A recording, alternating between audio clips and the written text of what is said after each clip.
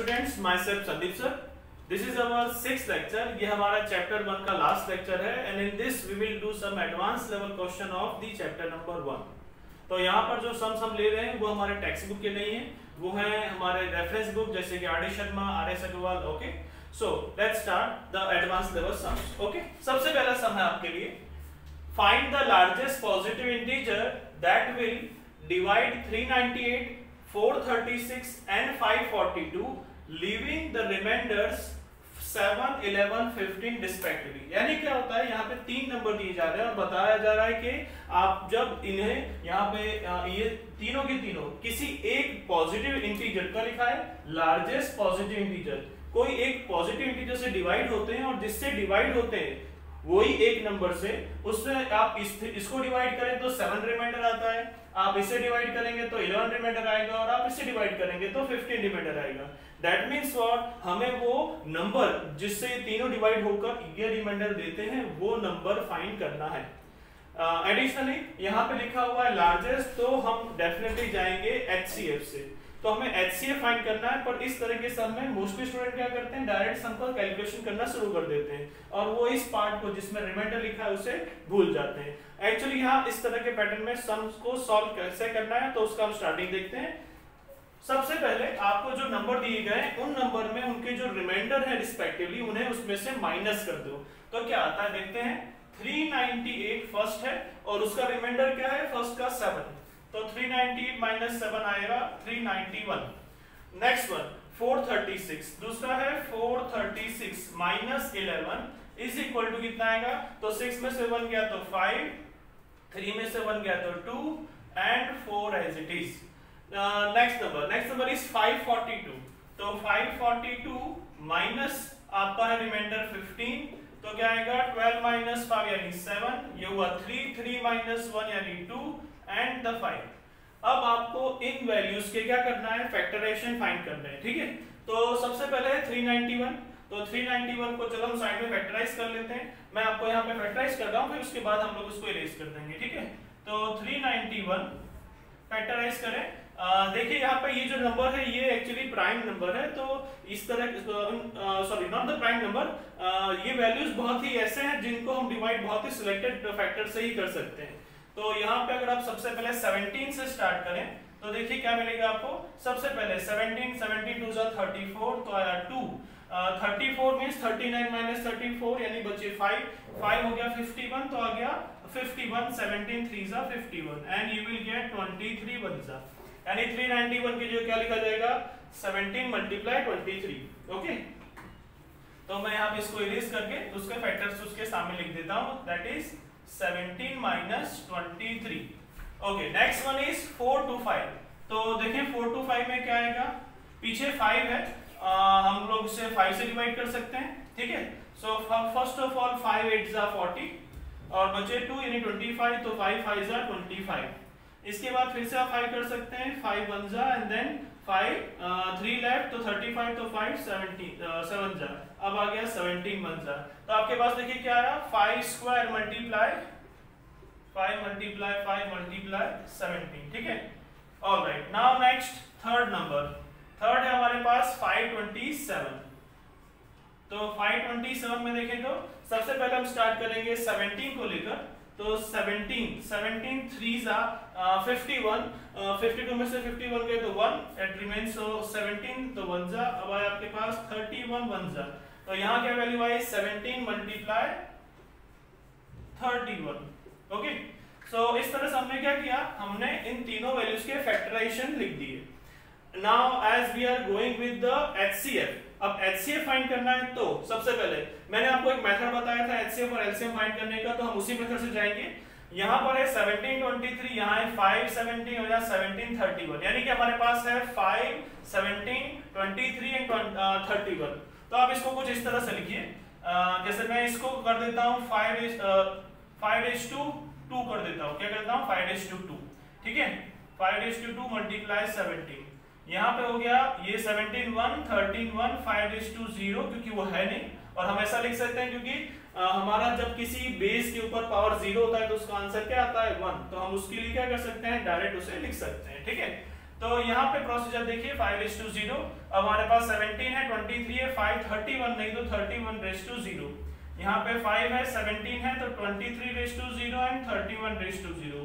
यहाँ पर 5 नहीं है और साथ में कौन नहीं है, 23 नहीं है तो 23:0। अब आते हैं हमारे HCF की तरफ। HCF ऑफ विच वैल्यू, भाई कौन सी तीन वैल्यू का HCF आप फाइंड कर रहे हैं, ये तीनों वैल्यू का, ये वाले। तो आप लिखेंगे 391, 425 एंड 527। तो आप देख सकते हैं सबसे पहले 5 आएगा। 5 का लोएस्ट पावर कौन सा है, तो वो है 0। फिर आता है 17, उसका लोएस्ट पावर है सब जगह 17:1। 23 का लोएस्ट पावर है 0 और 31 का भी लोएस्ट पावर है 0। ठीक है, तो इस तरह से हमारे पास क्या वैल्यू है, 1 × 17 × 1 × 1। आंसर आया फाइनली 17। सो फ्रेंड्स, वो नंबर जो इन तीनों वैल्यूज को डिवाइड करता है और ये रिस्पेक्टिवली रिमाइंडर देता है, वो नंबर 17 है। कौन सा है, 17, राइट। तो आपको इस तरह से ये पैटर्न के सम जो है वो सॉल्व करना है। ठीक है, याद रहेगा। ऑलराइट, मुझे खाली एक बार वापस से आपको यही याद दिलाना है कि अगर इस पैटर्न के सम हो तो सबसे पहले जो रिमाइंडर है वो वैल्यू में से रिमाइंडर को सबट्रैक्ट करना है, उसके बाद ही उस वैल्यू के फैक्टर्स निकालने हैं। ठीक है, alright. Now let's move with the second question. अगला सवाल है, the LCM of two numbers is 14 times their HCF। मतलब जो LCM है और HCF उसके बीच में एक रिलेशन बताया है कि LCM क्या है, the LCM of two numbers is 14 times their HCF। तो अगर मैं सपोज करता हूं that the HCF of two numbers is equal to x। मैंने माना कि वो जो दो नंबर का HCF है वो कौन है, x है। तो अकॉर्डिंग टू दिस ये क्या बोल रहा है, LCM of two numbers is 14 times their HCF। तो अगर LCM की बात की जाएगी तो LCM जो उन दो नंबरों के लिए होगा वो क्या आएगा, सपोज वो दो नंबर हमारे कौन है, A और B। तो LCM of A and B is equal to 14 × x, क्योंकि x कौन है, HCF है उन दोनों नंबर का। ठीक है, ओके। सो अगर हम लोग इसको इस तरह से लिखें कि हम LCM की जगह क्या लिख सकते हैं, 14 टाइम x लिख सकते हैं और HCF की जगह क्या लिख सकते हैं, x लिख सकते हैं। ठीक है, अब आगे बढ़े। The sum of LCM and HCF is 600। यहाँ पर बताया कि जो LCM और HCF का ऐड करते हैं, सम करते हैं, तो आंसर कितना आता है, 600। तो देखो मैंने लिखा पहले LCM और फिर लिखा मैंने HCF, दोनों का आंसर आता है 600। HCF को मैंने मान लिया है x और LCM है हमारा 14x। तो यहाँ पे किस तरह से सॉल्व करेंगे हम इसे, हम लोग इसको इक्वेशन के फॉर्म में यानी अननोन नंबर x को फाइंड करने के मेथड से सॉल्व करेंगे। 14 + 1 हो जाएगा 15, तो आएगा हमारे पास 15x is equal to 600। That's why x is equal to 600 divide by 15। We know that 15 4 आएगा, पीछे 0, तो आपकी x की वैल्यू क्या आ गई, 40। क्या आ गई, 40। ठीक है, अब ये x की वैल्यू 40 है और हमारे पास रिलेशन है कि LCM का रिलेशन इसके साथ दिया हुआ है। ये आंसर आपका 40 किसका है, x, और x कौन है, HCF। तो आपका HCF आ गया क्या, ये। तो हम लिखेंगे therefore HCF of AB is equal to 40। Therefore LCM of AB is equal to 14 × 40 is equal to, now 14 4 क्या आएगा, 56 और पीछे 0 यानी हो जाएगा 560। So this way the number will be like that. अब हमारे पास HCF और LCM है। इन्होंने बोला है if one of the number is 280 then find the other number. अब हमारे पास LCM का आंसर है, HCF का आंसर है, वो दो में से एक नंबर कौन है उसका आंसर भी है। तो हम क्या करेंगे, हम एक प्रॉपर्टी लगाएंगे, that is what HCF × LCM is equal to वही दो नंबर, उन दो नंबरों में अगर मैं बोलूं कि आपके A × B लिखा है, ठीक है, पहले नंबर का वैल्यू है 280, HCF का आंसर है हमारे पास है 40, LCM का आंसर है 560, A है 280 और B नंबर जो सेकंड है वो हमको फाइंड करना है। ठीक है, देखो यहां तक हमने क्या किया, HCF और LCM फाइंड कर दिया। अब वो दो नंबर में से एक नंबर दिया है और पूछा है कि दूसरा नंबर क्या होगा। तो हमने मेथड लगाया है, इससे डिवाइड कर देंगे तो आपके पास क्या आएगा, 40 × 560 divided by 280 is equal to B. अब यहाँ 0 0 कट एंड 28 1 जा 28 2 जा, तो फाइनली मैं लिख सकता हूँ यहाँ पे द वैल्यू। अब देखिए यहाँ पे नीचे डिनोमिनेटर में 1 है यानी कुछ नहीं बचा, और यहाँ 40 इंटू 2 क्या आ गया, 40 इंटू 2 80। तो आपका जो बी का आंसर है वो कितना हो जाएगा, 80। इट मींस व्हाट, आपके जो नंबर थे उस नंबर में पहला नंबर है आपका 280 और दूसरा नंबर आपने फाइंड किया है that is your b equal to 80, right. तो इस तरह से हम लोग ने यहाँ पे क्या किया, एक तो अपने रिलेशन यानी इक्वेशन की हेल्प से, जो आपको रिलेशन दिया था एचसीएफ और एलसीएम का, उसकी हेल्प और इस इक्वेशन की हेल्प से आपने क्या किया, पहले हमने एचसीएफ फाइंड किया, एचसीएफ की हेल्प से हमने फिर एलसीएम फाइंड किया। फिर हमने एक प्रॉपर्टी रखी कि कभी भी कोई भी दो नंबर उनका प्रोडक्ट हमेशा उनके एचसीएफ और एलसीएम के प्रोडक्ट के इक्वल होता है। सो इसलिए हमने वो प्रॉपर्टी अप्लाई की, यहाँ पे देखिए ये रही प्रॉपर्टी, ठीक है। And according to that we are getting the answer. हमने वैल्यू रखी सबकी और हमें फाइनली क्या मिला कि सेकंड नंबर कौन सा होगा, इट मस्ट बी 8080। ओके, तो बस अब इस तरह से इस पैटर्न के सम्स जो है वो सॉल्व करेंगे। ओके, अब हम नेक्स्ट सम की तरफ चलते हैं, तब तक आप इसे कॉपी कर लीजिए।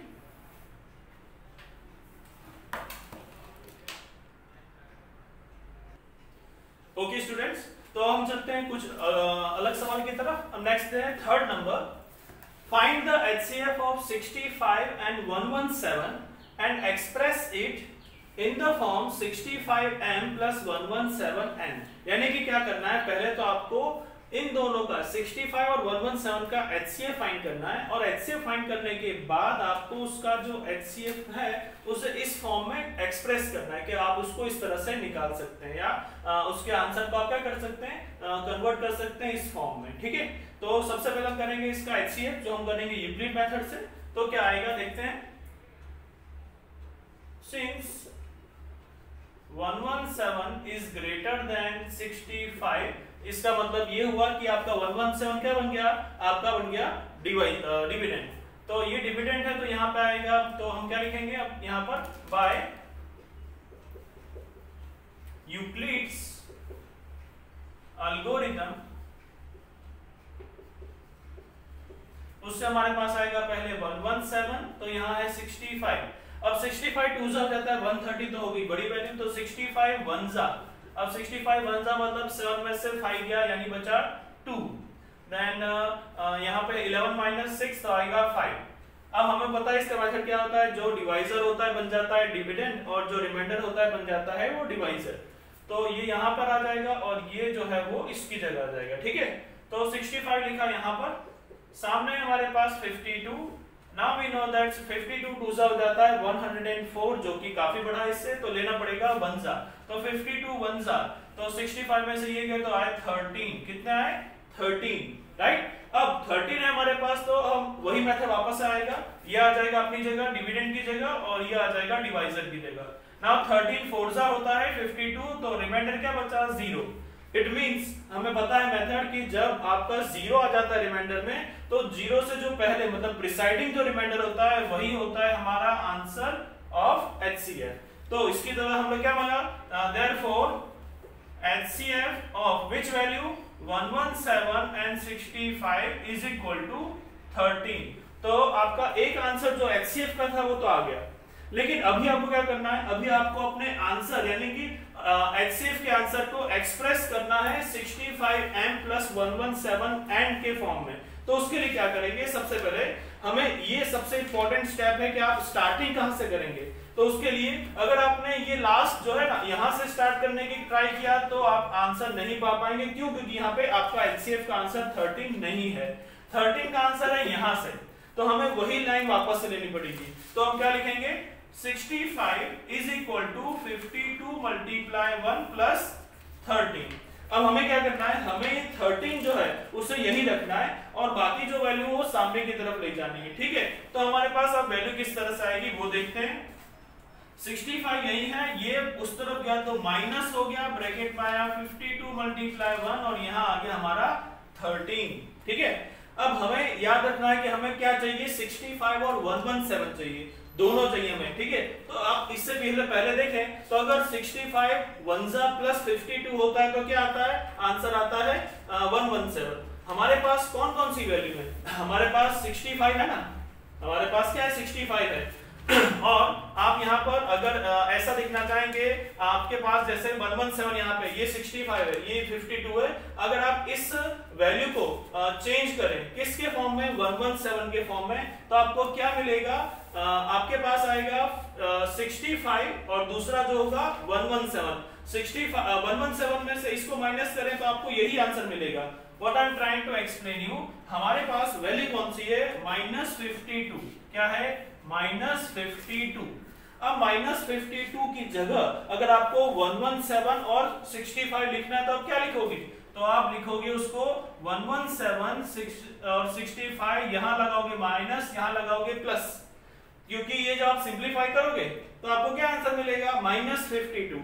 इट मींस आप इस -52 की जगह क्या लिख सकते हैं, आप लिख सकते हो यहां पर 65 माइनस, यहां पर आ गया आपका 117 राइट इनटू 1, क्या आ गया 117 इनटू 1, ठीक है।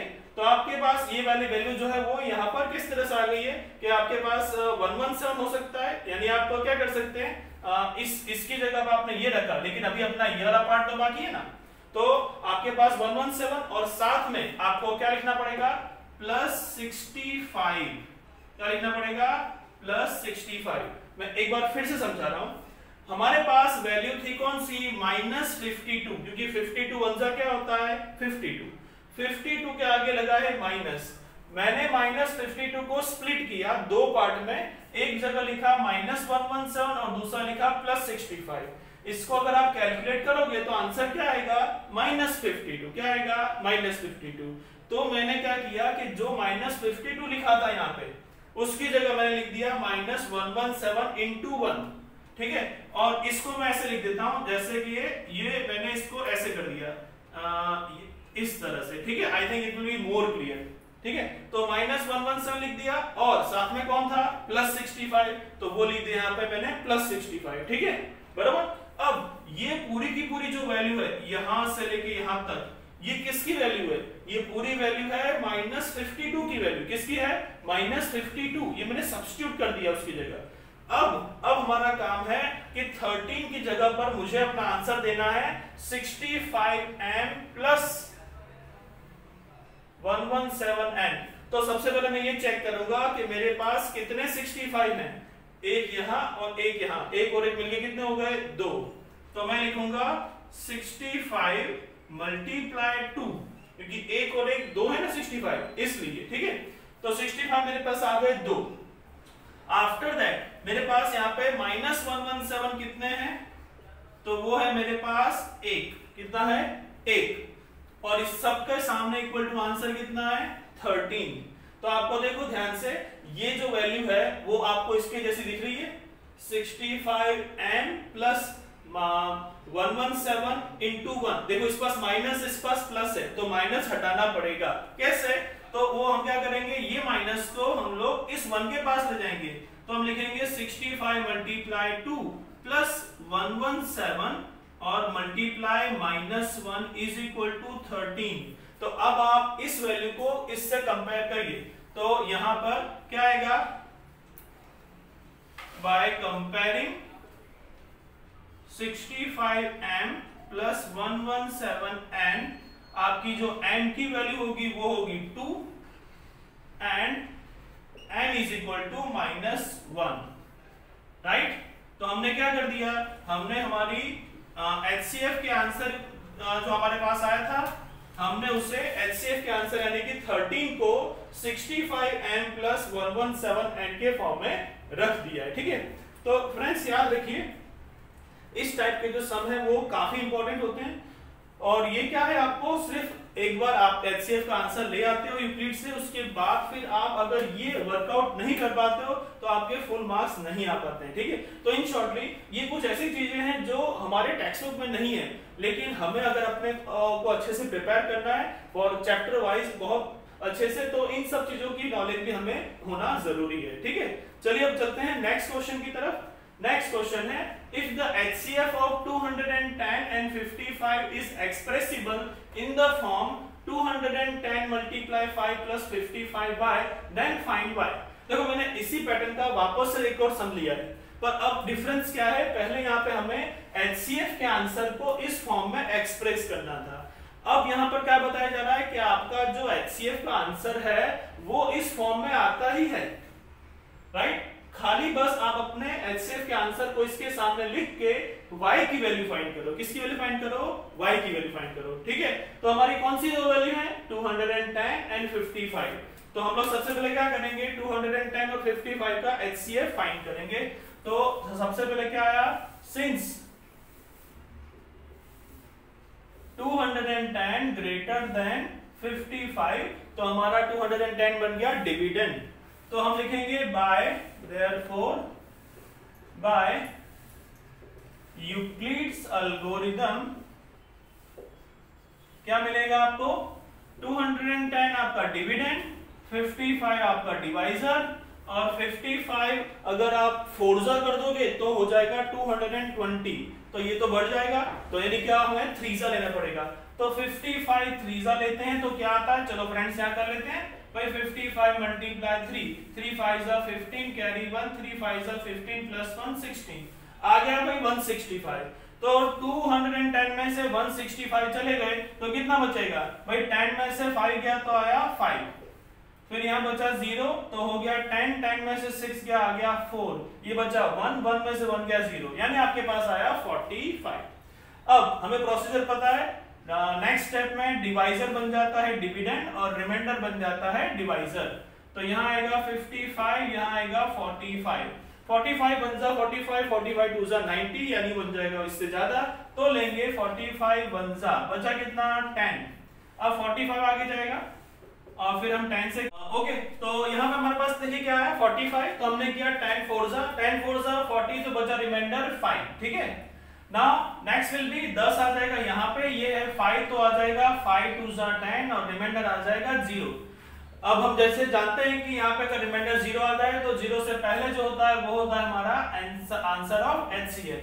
तो हमें क्या मिला, therefore HCF of 210, 55 is equal to 10, ठीक है। तो यहाँ पे आपको क्या मिला, इस तरह से 210 55 का HCF का आंसर आ गया, सॉरी नॉट 10 5, क्या आएगा 5।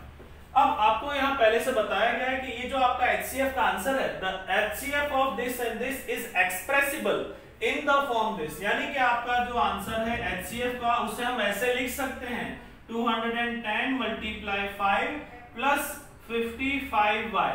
अब हमें सिर्फ एक ही काम करना है, वो है हमें y की वैल्यू फाइंड करनी है, ठीक है।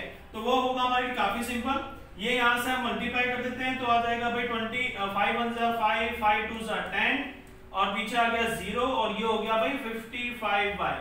अब इसे मान ले जाते हैं तो क्या बन जाएगा भाई, ये हो गया माइनस, यानी कि 5 minus 1050 is equal to 55y।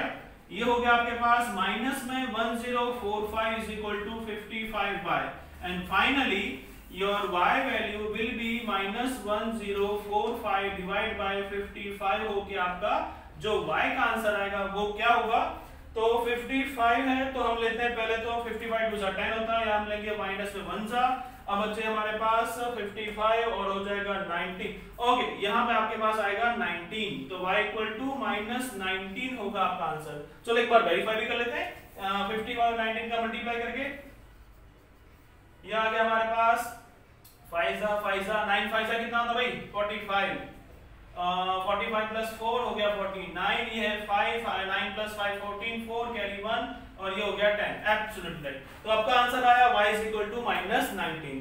So friends आप इस तरह से जो कुछ डिफरेंट सम है वो सम भी आप इस लेक्चर में अच्छी तरह से समझ सकते हैं, और इन पैटर्न्स के जब सम अगर आपको कभी दूसरी जगह मिले तो आप डेफिनेटली अगर आपने ये सब सॉल्व किए होंगे तो उनको भी आप बड़ी आसानी से सॉल्व कर पाएंगे, ठीक है।